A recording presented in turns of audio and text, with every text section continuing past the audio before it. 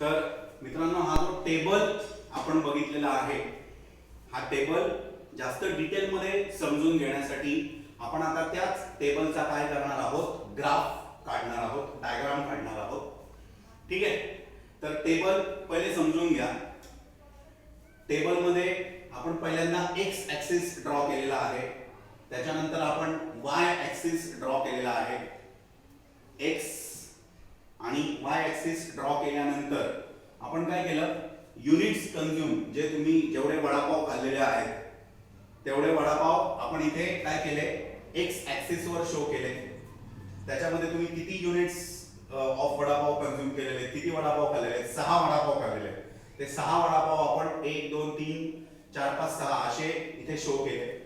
त्याच्यानंतर आपण Y axis वर मार्जिनल युटिलिटी आणि टोटल युटिलिटी शो करत आहोत. तर वाय ऍक्सिस वर मार्जिनल युटिलिटी आणि टोटल युटिलिटी आपण 5 च्या पटीत in the multiple of 5 show केलेले आहेत. 5 10 15 20 असे.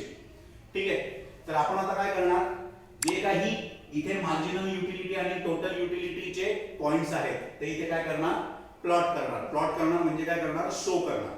तर बघा आता मार्जिनल युटिलिटीचे पॉइंट किती आहे, पहिल्या युनिटला मार्जिनल युटिलिटी किती आहे, 10.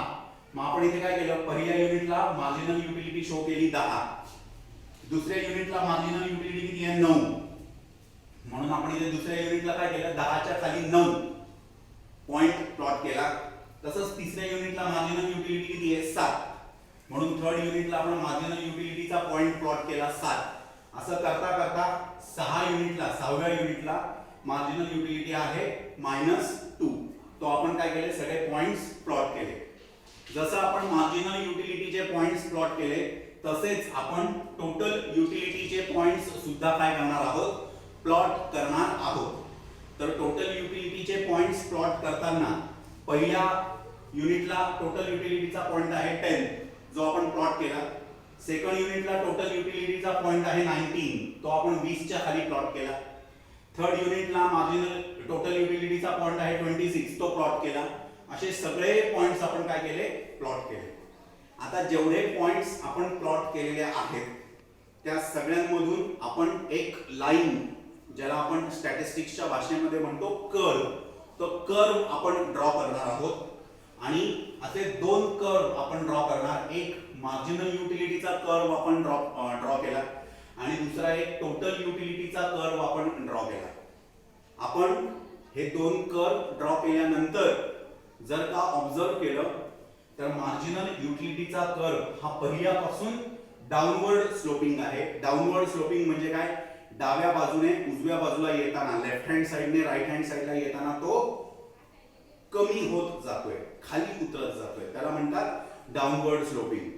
तसंच जर का तुम्ही टोटल युटिलिटीचा कर्व, टीयू कर्व म्हणजे टोटल युटिलिटीचा कर्व ऑब्झर्व केला तर तो पहिल्यांदा अपवर्ड जातो, पहिल्यांदा तो चढत जातो, नंतर तो स्टेबल झालेला आहे. इकडे पहा, तो स्टेबल झालेला आहे, स्थिर झालेला आहे. आणि त्याच्यानंतर तो परत काय झाला, कमी व्हायला लागला, खाली उतरायला लागला, डाऊनवर्ड स्लोपिंगला आलेला आहे. ठीक आहे. म्हणजे मार्जिनल युटिलिटीचा कर्व हा फर्स्ट युनिट पासून काय आहे, डाऊनवर्ड स्लोपिंग आहे. तसं टोटल युटिलिटीचा कर्व हा 3 स्टेप्स आपल्याला दाखवतो. अपवर्ड स्लोपिंग, चढत जातो, स्टेबल स्थिर राहतो आणि परत डाऊनवर्ड स्लोपिंग म्हणजे खाली येत जातो.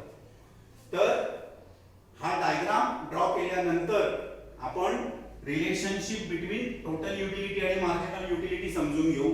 मार्जिनल युटिलिटी आणि टोटल युटिलिटी यांचं एकमेकांशी असणारा संबंध, यांचं एकमेकांशी असणारं रिलेशन.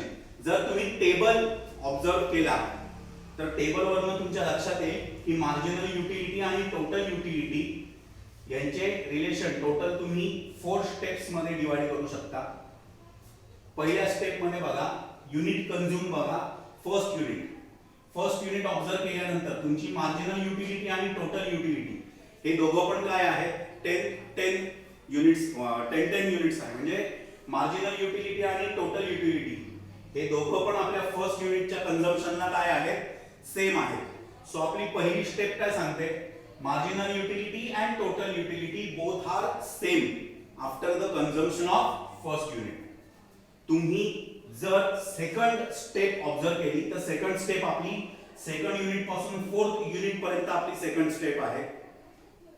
सेकंड युनिट पासून फोर्थ युनिट पर्यंत आपली मार्जिनल युटिलिटी ही काय होत जाते, कमी होत जाते. पहिल्यांदा 10 ची 9 झाली, नंतर 9 ची 7 झाली, 7 ची 4 झाली.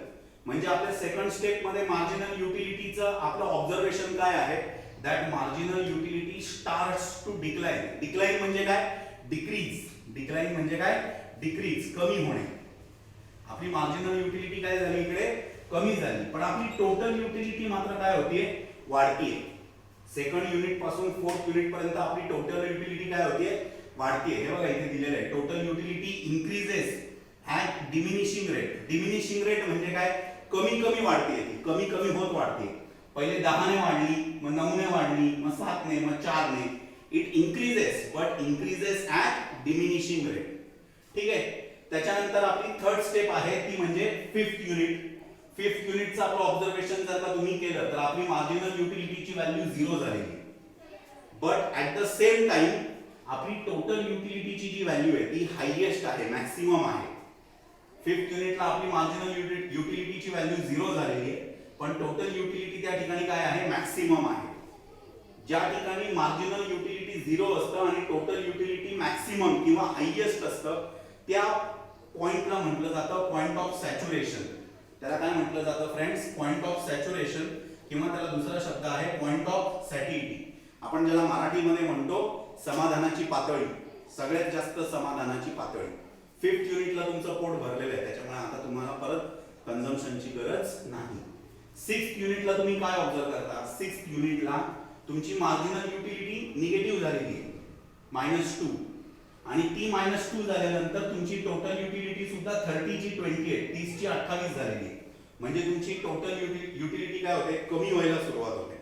म्हणजे सिक्स्थ युनिटला marginal unit becomes negative while the total utility starts to decline.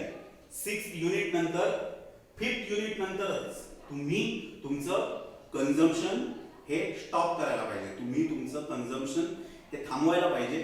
त्याचं कारण फिफ्थ युनिट नंतर सुद्धा जर का तुम्ही कन्झम्पशन कंटिन्यू केलं तर तुम्हाला युटिलिटीच्या ऐवजी डिसयुटिलिटी होईल, तुम्हाला त्याचा त्रास होईल.